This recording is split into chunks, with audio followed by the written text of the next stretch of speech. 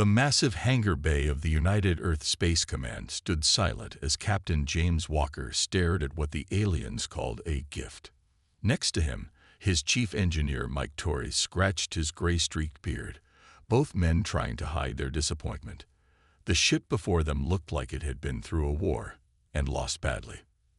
"They can't be serious," Torres muttered, walking around a particularly large dent in the hull. "This thing looks ready for the scrapyard." Walker kept his face neutral, aware of the alien diplomats watching from the observation deck above. The ship was huge, nearly 300 meters long, its hull a patchwork of different metal plates. Paint peeled off in long strips, revealing the dull metal underneath. Several cargo doors hung at odd angles, and at least 2 of the 6 engine pods looked completely dead. Ambassador Reed, the alien representative, floated down to their level using his gravity belt. His long blue robes swished as he landed, and his face held what humans had learned to recognize as a smirk. "Is the gift not satisfactory, Captain Walker? This is, after all, a generous offering from the Galactic Council to help Earth join the spacefaring community." Walker fought to keep his voice steady. "We are grateful for the Council's generosity." He'd been warned about this. Earth was the new kid on the block, and some races didn't like how quickly humans had developed their own space technology. This gift was meant to put them in their place. Torres had already pulled out his tablet and was scanning the ship's systems. His eyes widened. "Captain, you need to see this." He handed over the device, and Walker's heart sank further. The power core was running at 12% capacity. The life support systems were barely functioning. The navigation computer looked like it had been purposely stripped of key components. "The vessel was recently decommissioned from our cargo fleet," Ambassador Reed explained, his translator making his voice sound artificially smooth. "We thought it would be appropriate for your level of technological development." Walker caught the insult, but let it slide. He'd been a captain long enough to know when someone was trying to get under his skin. Instead, he turned to Torres and nodded. "Let's get a full team in here. I want every inch of this ship examined before we make any decisions." The next 12 hours were a flurry of activity. Engineering teams swarmed over the vessel like ants, scanning, probing, and documenting everything. Walker stood in what would be the bridge, looking at the empty spaces where key equipment should be. The aliens hadn't even left them proper control interfaces. "Captain," Torres's voice crackled over the comm, "you need to come to the engine room now." Walker found his chief engineer standing in front of the massive power core, practically bouncing with excitement. Gone was the disappointment from earlier, replaced by a gleam in his eyes that Walker had learned to both respect and fear. "Look at this." Torres pointed to the core. "They think they stripped it down, made it useless. But they don't understand how these systems work like we do. This isn't just a power core, it's a matter-antimatter reactor. They're using maybe 2% of its potential because their systems are too specialized, too dependent on fancy controllers and interfaces." Walker raised an eyebrow. "And we can do better." Torres grinned. "Remember that fusion containment system we developed for the Mars colonies? The one everyone said was too crude, too simple. It'll work perfectly here. We can bypass their control systems entirely, run it our way. This thing could produce 5 times the power they got out of it, maybe more." More engineers joined them, each bringing similar reports. The cargo bay doors they thought were broken. The hydraulics were fine. The aliens just relied too heavily on their automated systems. The dead engine pods, only dead because someone removed the control computers. The basic thrust chambers were intact. "They gave us exactly what we needed," Torres said, his hands moving quickly over his tablet. "They're so used to their high-tech solutions that they forgot about the basics. We can replace their control systems with our own. Simpler, more reliable, and a hell of a lot easier to fix when something goes wrong." Walker watched as his team worked, their excitement growing with each discovery. The aliens had given them what they thought was garbage, but they'd actually given humanity exactly what it needed: a chance to prove itself. By the end of the first day, Walker had called a meeting with his senior staff. The holographic projector they'd brought in displayed a complete scan of the ship, areas highlighted in different colors showing work priorities. "The hull is actually in better shape than it looks," Lieutenant Adams, the structural engineer, reported. "Those dents, they're cosmetic. The actual structure is a titanium-based alloy we've never seen before. It's incredibly strong. Life support can be fixed," another engineer added. "We'll have to rebuild the control systems from scratch, but the core components are solid. Give us 2 weeks, we'll have it better than new." "The cargo bays are massive," Torres said, highlighting several sections. "With a few modifications, we could make them modular, reconfigure them for different missions in hours instead of weeks. And those mining laser arrays they left in Bay 3. With some tweaking, they'd make one hell of a point defense system." Walker looked around the room, seeing the same expression on every face. The aliens had tried to humiliate them, but they'd failed to understand something fundamental about human nature. Give humans a challenge. Tell them they can't do something, and they'll move heaven and earth to prove you wrong. "I want repair schedules and resource requirements on my desk by tomorrow morning," Walker ordered. "And keep everything quiet. I don't want our friends upstairs knowing what we're really doing with their gift." As the meeting broke up, Walker walked to the observation window, looking at the ship that would become his command. Behind him, he heard Torres already arguing with Adams about power distribution systems and reactor containment protocols. Ambassador Reed's voice made him turn. The alien diplomat stood in the doorway, that same smug look on his face. "Have you fully assessed your gift, Captain? I trust you understand now the challenge ahead of you." Walker smiled, and for the first time that day, it was genuine. "Oh yes, Ambassador, we understand perfectly.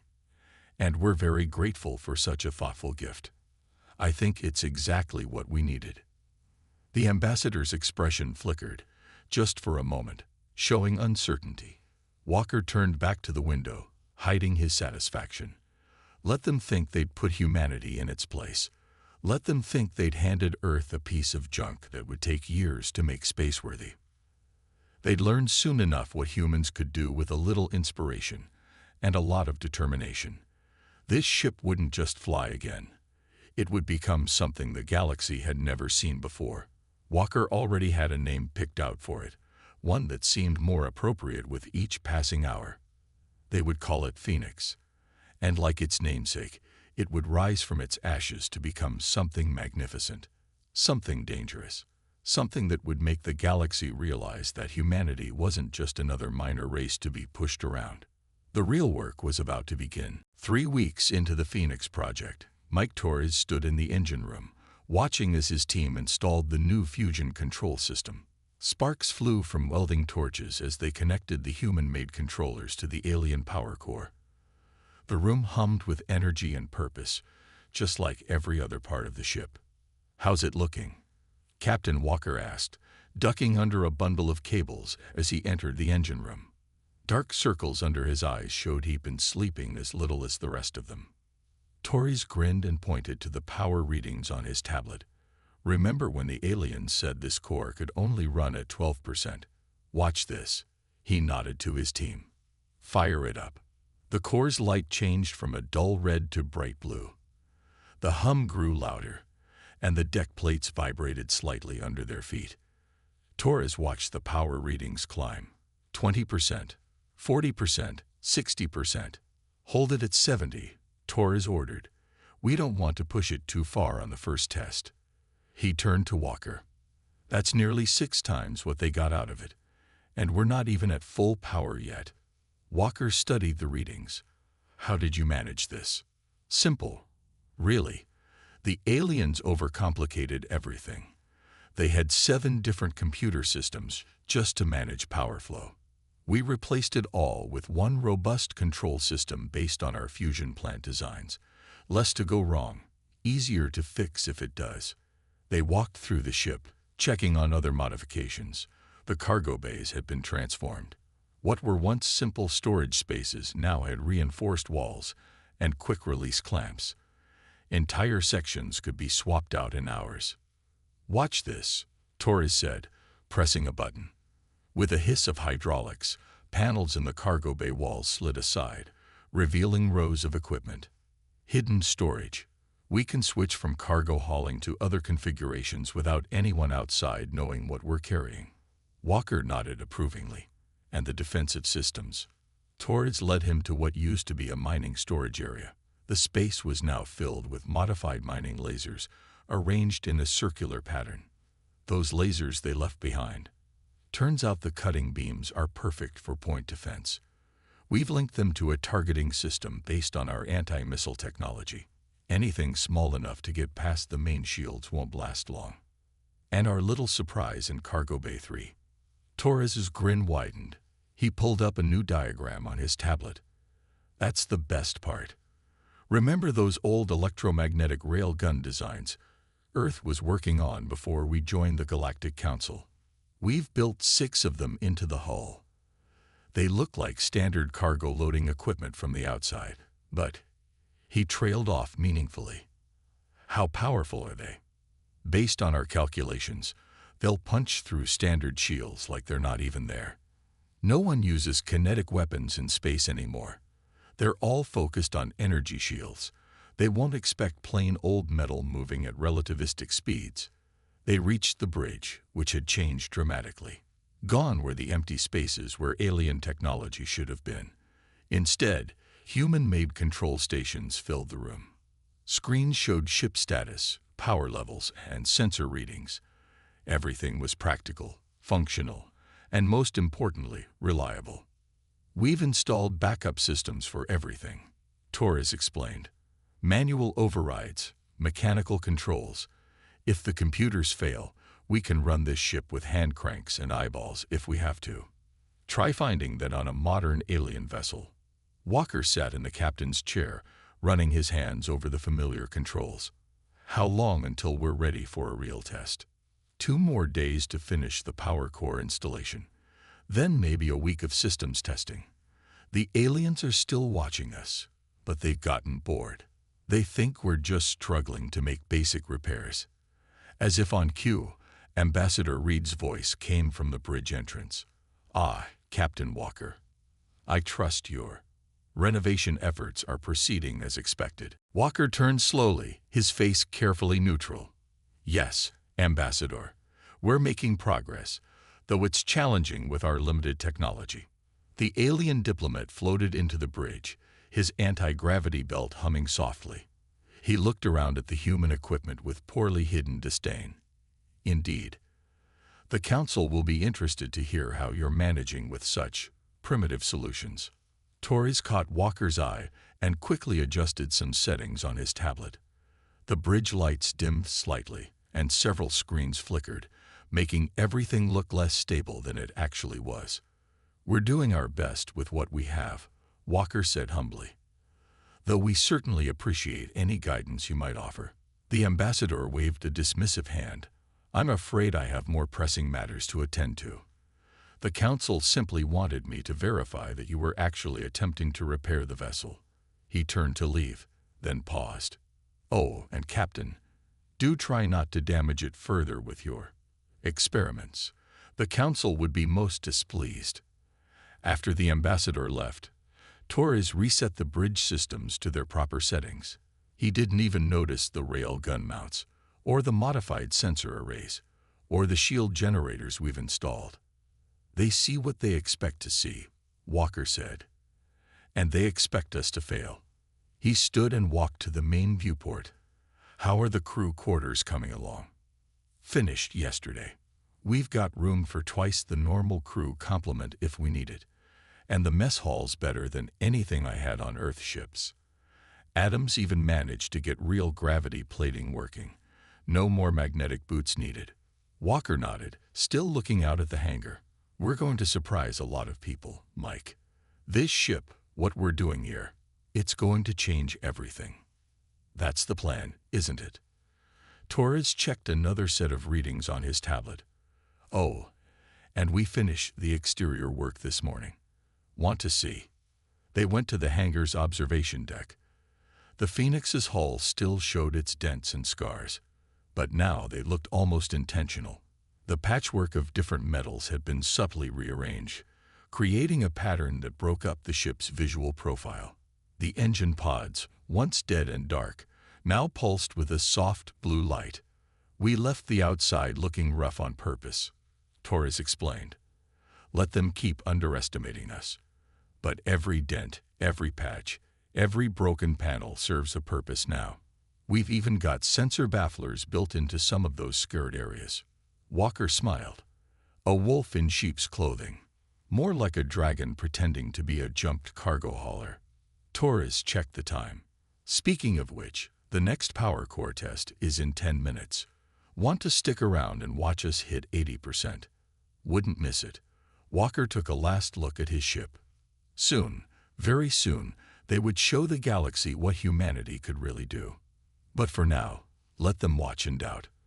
Let them think they'd put humanity in its place with their gift. The Phoenix would rise when it was ready, and not a moment before. The Phoenix moved silently through space, its scarred hull reflecting the light of distant stars.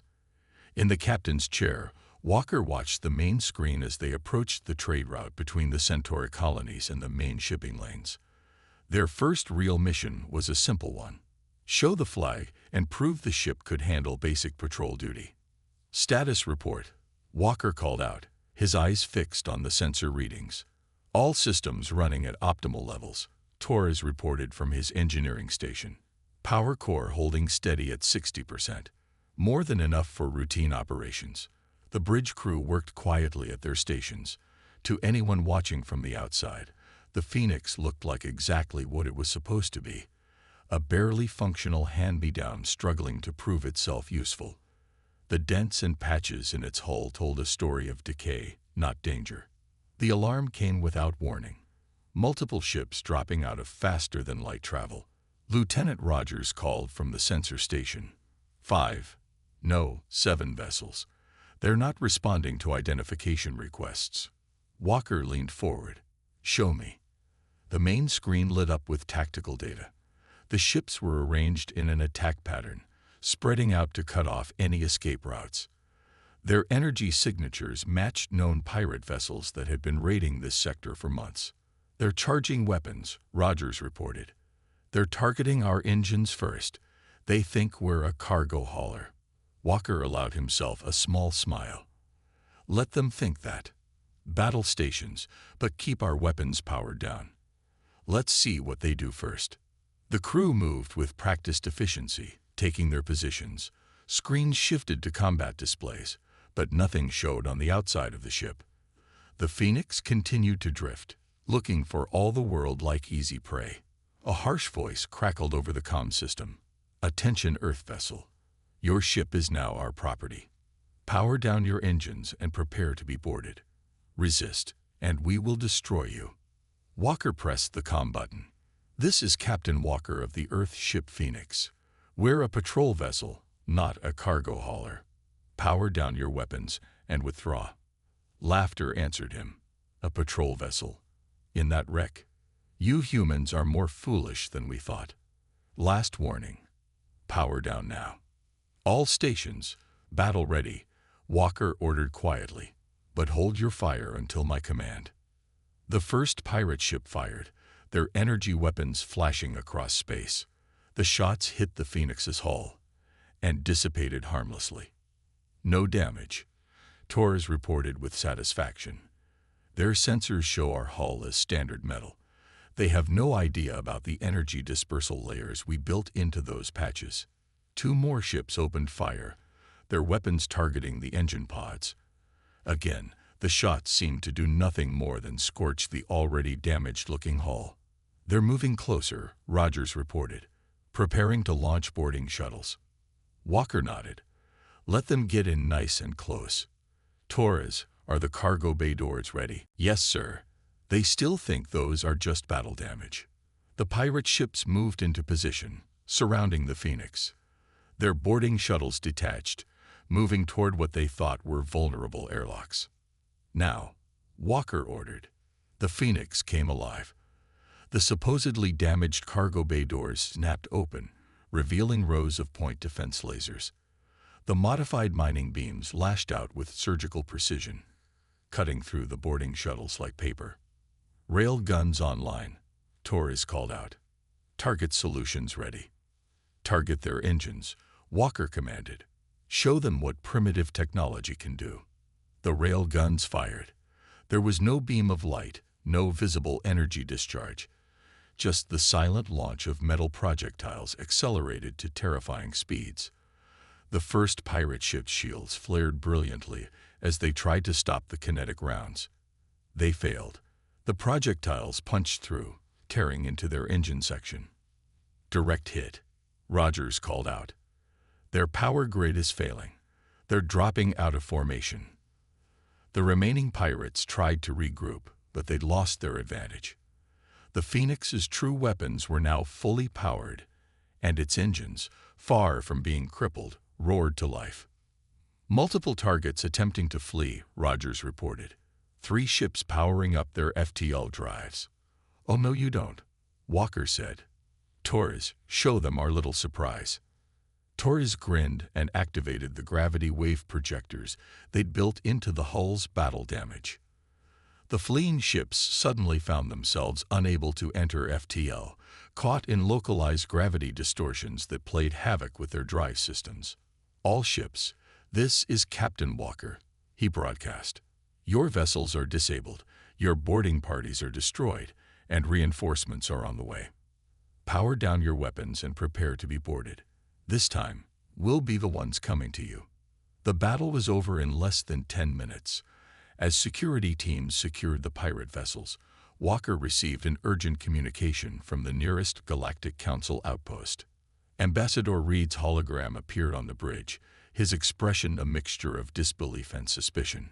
Captain Walker, we've received reports of weapons fire along the trade route. Your vessel was supposed to be conducting a simple patrol. Explain yourself. Walker gestured to the captured pirate ships visible behind him. Simply doing our duty, Ambassador. We encountered pirates and dealt with them. 7 ships captured, no casualties on either side. Will there be anything else? The ambassador's mouth opened and closed several times before he found his voice. 7 ships. That's impossible. Your vessel is a decommissioned cargo hauler. It barely functions. Apparently it functions well enough, Walker replied mildly. Though we appreciate your concern. Phoenix out. He cut the transmission before the ambassador could respond. Torres laughed from his station. Think they'll figure it out now? They'll certainly try, Walker said. But they'll be looking for advanced alien technology, hidden upgrades we shouldn't have. They won't understand that we simply took what they gave us and made it better. The crew spent the next few hours securing their prisoners and documenting the battle. Word spread quickly through the sector. A human ship, one that looked like space junk, had single-handedly captured 7 pirate vessels without taking any significant damage. Sir, Rogers called out later, we're getting unusual readings from the Council outpost. Multiple ships launching. I think they're coming to investigate. Walker nodded. Let them come. Torres, power everything down to minimal levels. Let's look nice and humble when they arrive. Playing Wounded Bird again? Torres asked with a grin. Something like that. Walker looked around his bridge, at the crew who had helped turn a piece of junk into one of the most effective fighting ships in the sector. They gave us exactly what they thought we deserved. It's not our fault they didn't understand what humans can do with a little inspiration and a lot of determination. The Phoenix drifted in space, its battle-scarred hull hiding its true nature. Soon, the Council ships would arrive, would scan and study and try to understand how they'd been so wrong about humanity's capabilities. But they wouldn't find what they were looking for. The real secret wasn't in the technology. It was in the human spirit that had turned their insult into triumph. The inspection team from the Galactic Council moved through the Phoenix with scanner devices in hand, their expressions growing more frustrated by the minute. Captain Walker followed them, maintaining a helpful but confused appearance as they searched for secrets that weren't there. "I don't understand," the lead inspector said, waving his scanner at a perfectly ordinary wall panel. "Where are the weapon systems? The advanced shields? The technology you must have stolen to defeat those pirates?" Walker spread his hands innocently. "As you can see, we're just using basic systems.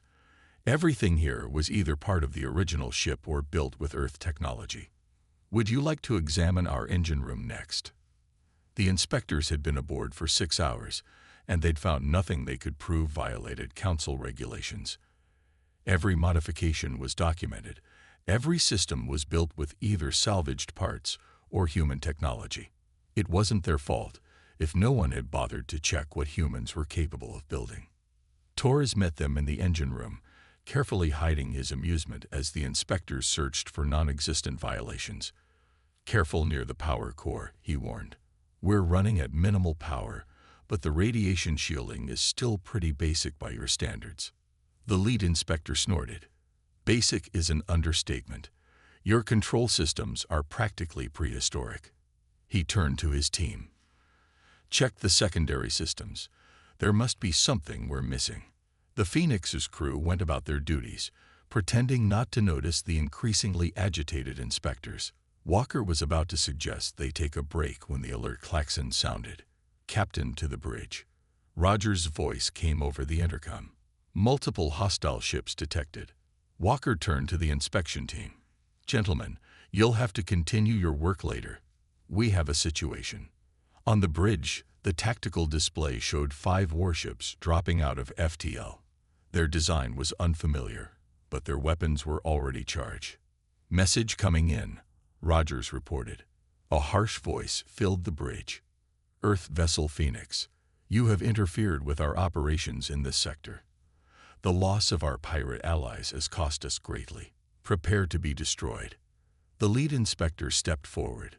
"This is a Council inspection team. Stand down immediately." The only response was a barrage of energy weapons. The Phoenix rocked slightly as the shots impacted. "Minimal damage," Torres reported. "They're using standard energy weapons. Our hull modifications are holding." "Get those inspectors off my bridge," Walker ordered.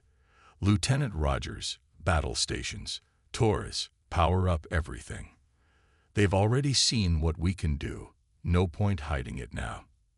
As security led the protesting inspectors away, the Phoenix came alive. Power surged through systems that had been dormant during the inspection, and hidden weapons emerged from their concealment. "Enemy ships are spreading out," Rogers reported. "They're trying to surround us like the pirates did." Walker smiled grimly. "They did their homework. Too bad they learned the wrong lessons. Torres, show them our new tricks." The Phoenix's engines flared, but instead of trying to escape the encirclement, the ship drove straight at the nearest enemy vessel. The enemy commander, expecting them to behave like a normal patrol ship, was caught off guard. "Rail guns 1 through 3, target their bridge," Walker commanded. 4 through 6, target their engines. Fire when ready." The rail guns spoke, sending hypersonic projectiles streaking through space. The enemy ship's shields flared brilliantly and failed. Their advanced energy shields, designed to stop energy weapons, couldn't handle the simple kinetic force of metal slugs moving at relativistic speeds. "Direct hits," Rogers called out. "Enemy vessel is disabled." The remaining ships opened fire with everything they had. Energy beams and plasma bolts hammered the Phoenix, but its patchwork hull, now revealed as sophisticated armor, held firm. "They're trying to overload our shields," Torres reported from engineering. "But they don't realize we're not using standard shield configurations. Each hull plate is its own independent defense system. They can't overwhelm them all at once."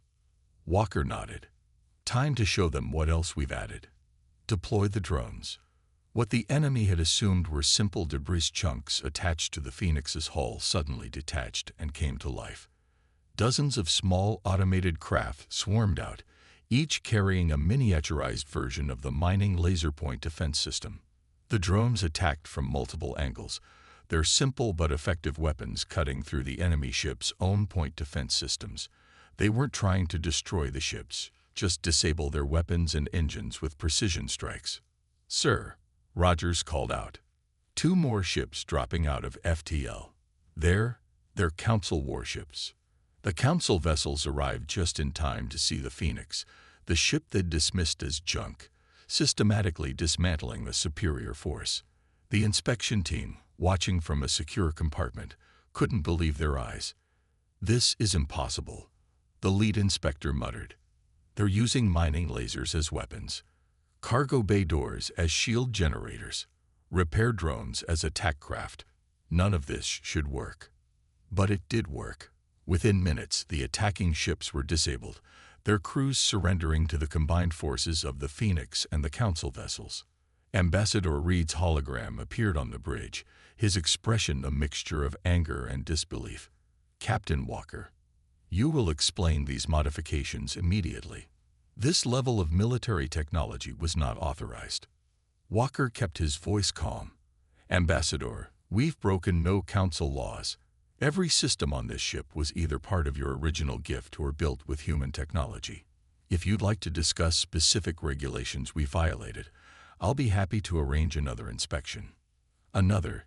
the ambassador sputtered. "Captain, you've turned a cargo hauler into a warship more effective than vessels 10 times its size. This cannot be allowed." "Why not?" Walker asked simply. "Because we did it differently than you would have. Because we found solutions you never considered. The Council gave us this ship as a lesson in humility. We learned that lesson, but perhaps not the one you intended to teach." The ambassador's hologram flickered as he struggled to respond. Behind him, Walker could see other Council members gathering, their expressions ranging from concern to grudging respect. "This isn't over, Captain," Reed finally said. "The Council will need to reevaluate humanity's position after this incident." "We look forward to the discussion," Walker replied politely. Phoenix out.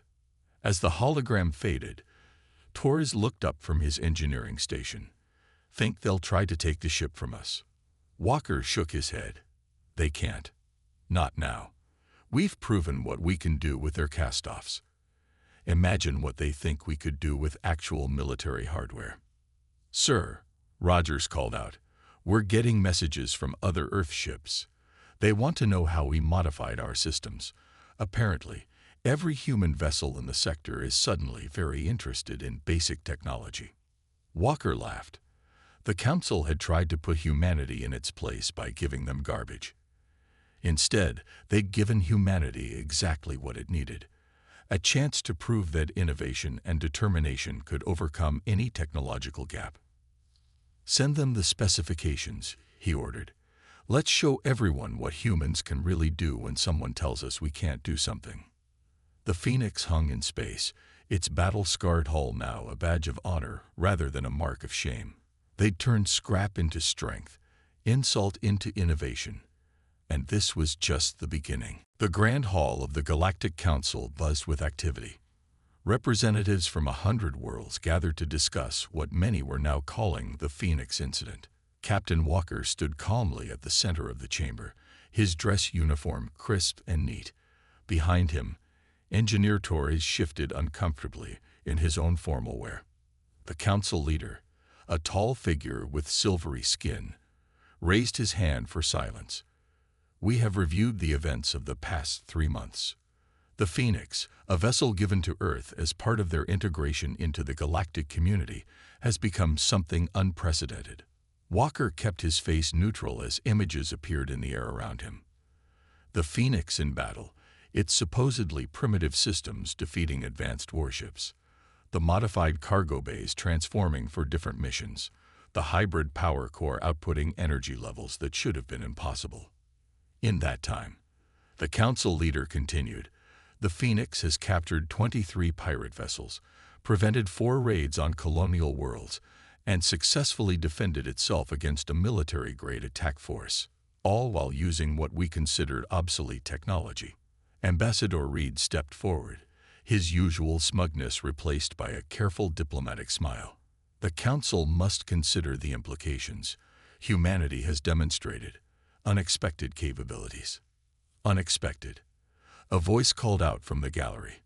A ship captain from one of the older races stood up. They'd done more than that. My crew studied the records of their battles. They're not just using the technology differently. They're using it better than we do. Murmurs filled the chamber. Walker glanced at Torres, who gave him a slight nod. They'd known this day would come ever since their first victory. Would the human captain explain his methods? The council leader asked. Walker stepped forward. There's nothing to explain that we haven't already shared. We took what you gave us and looked at it with fresh eyes. Where you saw limitations, we saw possibilities. He gestured to the images floating around them. You gave us a power cord you thought was too primitive to be useful. We stripped away the overcomplicated control systems and found something remarkable underneath. You left mining lasers in the cargo bay because they were outdated. We turned them into one of the most effective point defense systems in the galaxy. Torres added, every modification we made is documented. Every system we built uses either parts from the original ship or technology we developed on Earth. We didn't break any rules. We just solved problems differently than you would have. The chamber erupted in discussion. Some representatives argued for restrictions on human innovation. Others demanded access to Earth's engineering techniques. Through it all, Walker and Torres stood quietly, waiting. Finally, an elderly member of one of the founding races stood up. I remembered, she said, her voice cutting through the noise. When our own races were young. When we solved problems with creativity instead of relying on established solutions. Perhaps we have forgotten something important. The council leader nodded slowly. Indeed, Captain Walker, your ship was meant to teach humanity humility. Instead, you have taught us a valuable lesson. The council recognizes that we may have underestimated Earth's potential. We're not asking for advanced technology, Walker replied. We're not even asking for an apology. All we want is to be treated as equals, to contribute what we can to the galactic community in our own way. And what way is that? Ambassador Reed asked, unable to keep a slight edge from his voice. Torres stepped forward. By remembering that the simplest solution is often the best, by not letting our tools think for us, by keeping backup systems that don't need computers to work. He smiled, and by never assuming that something is worthless just because it's not the latest model. The council spent hours deliberating. When they finally reached their decision, it wasn't what anyone had expected. The council leader stood. We hereby establish a new division within the Galactic Defense Force. The Phoenix and its crew will lead a joint training program, teaching their methods to ships from all member worlds. Additionally, Earth will receive full access to galactic technology, not because they need it, but because they've earned it. Ambassador Reed looked like he'd swallowed something sour, but he nodded in agreement. The Council recognizes that different approaches have value. Earth's methods, while unconventional, have proven highly effective. As they left the chamber, Torres grinned at Walker. Think they'll ever admit they were trying to insult us with that ship? They don't need to, Walker replied. The results speak for themselves. Back on the Phoenix, the crew gathered in the mess hall to celebrate. The ship that had been meant as a joke was now officially recognized as one of the most effective vessels in known space. More importantly, it had opened doors for all of humanity. Message from Earth Command, Rogers called out. They're starting production on 5 more ships using our modifications. They're calling it the Phoenix class. Walker looked around at his crew, at the ship that had become so much more than anyone expected. The scared hull now bore its damage proudly, each dent and patch telling a story of human ingenuity and determination. You know, Torres said thoughtfully, we could probably make her even better now that we have access to advanced technology. Walker shook his head. We'll keep her exactly as she is. Let her stand as a reminder that it's not about having the best technology. It's about how you use what you have. The Phoenix's story spread throughout the galaxy. Other races began studying Earth's primitive solutions, learning that sometimes the old ways, the simple ways, were still valuable. Some even started stripping down their own ships, replacing complex systems with more reliable alternatives. In the end, the Council's attempt to humble humanity had backfired completely. They'd wanted to teach humans their place in the galaxy. Instead, humans had taught the galaxy that true advancement wasn't just about having the newest technology. It was about understanding the technology you had and using it creatively. The Phoenix continued to patrol the space lanes, its scared hull and jury-rigged systems now a source of pride rather than shame. It stood as living proof that with enough determination and ingenuity, even scraps could become something extraordinary. And if sometimes Ambassador Reed passed the ship in his sleek diplomatic vessel and remembered his own smug certainty about humanity's limitations, well, that was just an added bonus.